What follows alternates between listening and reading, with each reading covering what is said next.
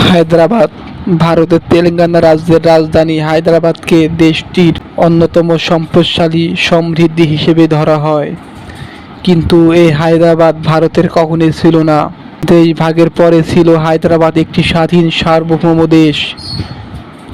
তাদের ছিল নিজস্ব সরকার, নিজস্ব পতাকা ও নিজস্ব সেনাবাহিনী ও নিজস্ব মুদ্রা এবং নিজেদের ভূখণ্ড।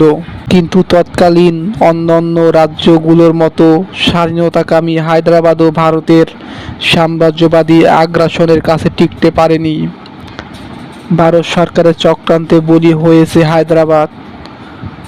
তবে কিভাবে ভারত সরকার দখল করেছিল হায়দ্রাবাদ? স্বাধীন রাষ্ট্র হিসেবে কতটা সক্ষম ছিল হায়দ্রাবাদ? তৎকালীন নিজাম ছিলেন হায়দ্রাবাদের পৃথিবীর সবচেয়ে ধনী ব্যক্তি। মূলত 1724 সালে মোগলদের পতনের পরে নিজাম উল মুলক আজম হায়দ্রাবাদ প্রতিষ্ঠা করেন। সে সময় হায়দ্রাবাদ দাক্ষিণাত্য নামেই পরিচিত ছিল।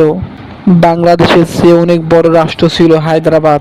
সে সময় হায়দ্রাবাদের নিজস্ব মুদ্রা, জাতীয় পতাকা, জাতীয় সঙ্গীত, হাইকোর্ট, বিশ্ববিদ্যালয় ছিল। রাষ্ট্রটির একটি স্বাধীন সার্বভৌম রাষ্ট্র হিসেবে যা থাকা দরকার সবই ছিল হায়দ্রাবাদের।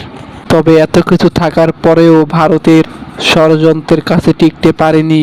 বিশেষ সামরিক অভিযান চালায় ভারত বাহিনী।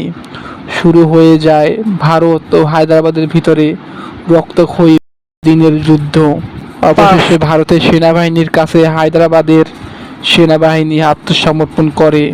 1948 সালে 17 সেপ্টেম্বর ডুবে যায় হায়দ্রাবাদের স্বাধীনতার সূর্য।